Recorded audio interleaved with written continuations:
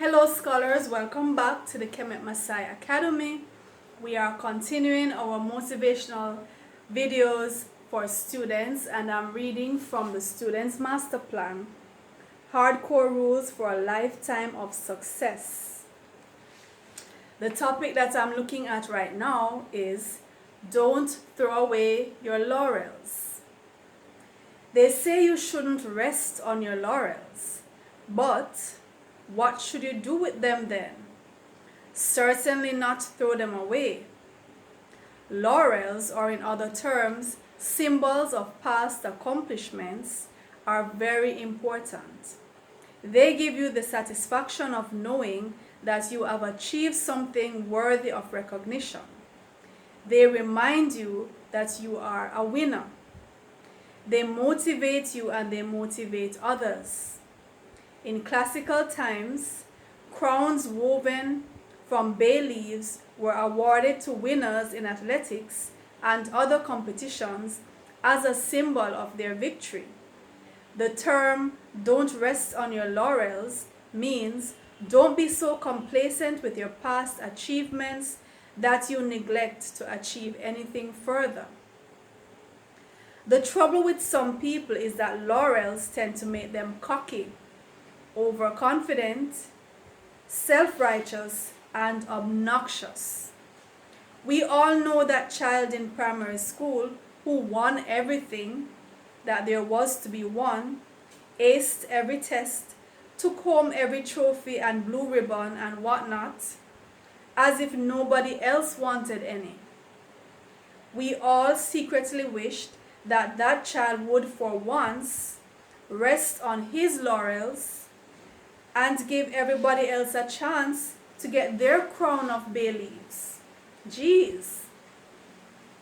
Well, it's a free market and there's nothing illegal about winning everything so long as you do so fairly. I would never want someone to tone down and lose just so I could get a chance to win. That trophy would mean nothing to me. I've never been interested in consolation prizes. I remember many years ago when my children were enrolled in martial arts class. I was also enrolled in martial arts class, and we had a tournament. And at the time, there were just 3 of my children. The last child wasn't yet born. So the 2 older siblings, they competed in the martial arts competition, the sparring, the kata and all of those, and they got some trophies. And I remember the youngest one at the time, she competed as well, but she did not win. She did not place. Right? She did not get first, second, or third. And she was, kind of feeling down, kind of feeling very disappointed in her performance. And I remember the sensei, one of the senseis, came to me and he said, I would like to give your daughter a trophy or 2 trophies. So I said, why? And he was saying, well, just to make her feel better, just to make her know that we appreciate her participating. And I thought about it and I said, you know what? No. I don't, if she did not place, she did not place. And this is something she needs to learn to accept, that in life, if you want to get a trophy, if you want to get an award, then you have to do what is required. You have to perform to that level. If you failed, for want of a better word, if you did not achieve a place, then you just have to accept that. But I'm not into the consolation prize thing, right? And I actually turned down that offer from the sensei to give. I think my daughter was at that time about 3 or 4, maybe 4 years old, right? So, that competition at that level is pretty soft. But at the same time, there were placements and she did not meet it. But I don't give consolation prizes. I really don't give consolation prizes. And, just recently, something happened where there was a particular student at my school, and this student, has been coming up the ranks for many years, has been at the school, but was just not performing to standard. And so we had our graduation ceremony, and the student did not receive any. We gave out a number of awards for top students, second students, most improved students, deportment, all different kinds of awards. And his mom was actually kind of upset that he did not receive anything, and she was saying to me, but couldn't you have given him something? Just something to show that, yeah, he has been at the school for so long and he has been coming up the ranks. His graduation, couldn't you have given him something? And I was saying, no. He did not work for it. All along, I've been pointing this out both to him and to the parents. This child is not performing. There were some challenges, some domestic challenges, which I understood, but at the same time, I cannot give an award where there was no performance, right? And this is the kind of thing I don't want to encourage in my students. I don't want you to feel that you should get a consolation prize just for being there, just for turning up, just for having been there for a long time. I'm not into that. I don't encourage that. If you want an award, you should work for it. That is my opinion. All right, so let me continue. I celebrate every prize, every medal, every trophy that I and my children have won. I display them in a huge curio because I think it is important to remind yourself what you have accomplished, not to gloat or inflate yourself into an egomaniac, but as a way of extending personal commendation to yourself. Some people think it is conceit, but I think it is not. Don't rest on your laurels, but don't throw them away either. So I am all for celebrating accomplishments. As I mentioned in the passage, I have a huge curio. I probably need another one now because that one is full to the brim. A huge curio in which I display all the trophies that myself and my children have won over the years in different competitions. We have been entering the national reading competitions through several years, and have won several times, both myself and my children. And we have entered, my children have received awards at their schools because they were homeschooled up to age 12. They were all homeschooled up to age 12, and then they went on to high school. So they have numerous awards that they have received.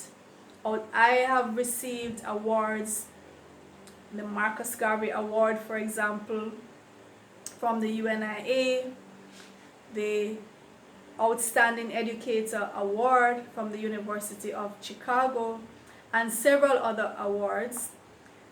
And my children have received several local awards for their performance in the regional exams and so on.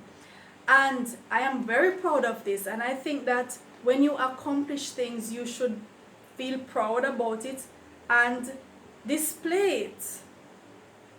Display it for your own self, to remind your own self, not to boast, not to brag on others, but for your own self.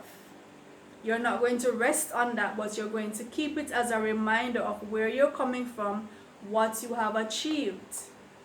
I'm very, insistent on that.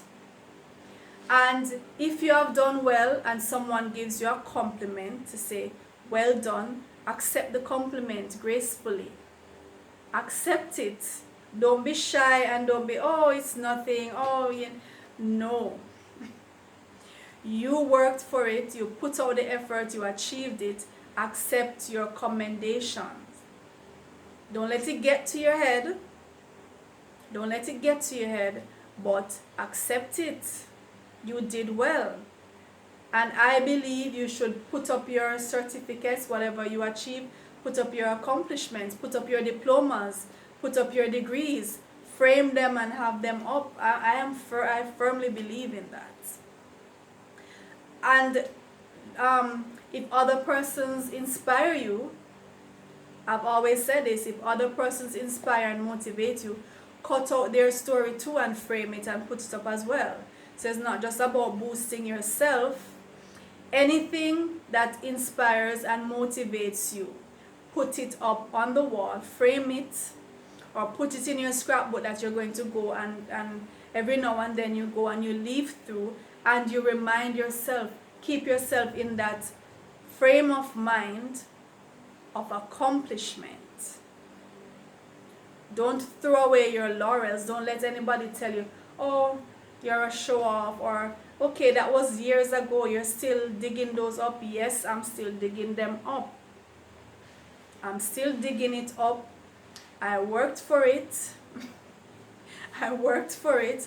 I'm proud of myself, and I'm going to display it 10 years, 20 years, 30 years, 40 years down the line. If I'm still around, I'm going to tell my grandchildren if I get any, or I'm going to tell your grandchildren if you get any.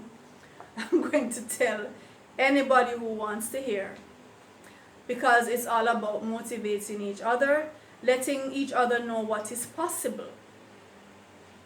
What man has done, man can do, Marcus Garvey said. If you don't know what somebody else has done, you might think it is impossible to do. But if you know, you might say, hey, that guy did it, that lady did it, that child did it, so can I.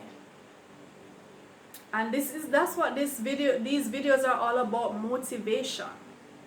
Right? I want to motivate you to achieve so you can rise to your highest potential. If you have been motivated by the video, I would encourage you to share the video so others can be motivated. Keep the fire going.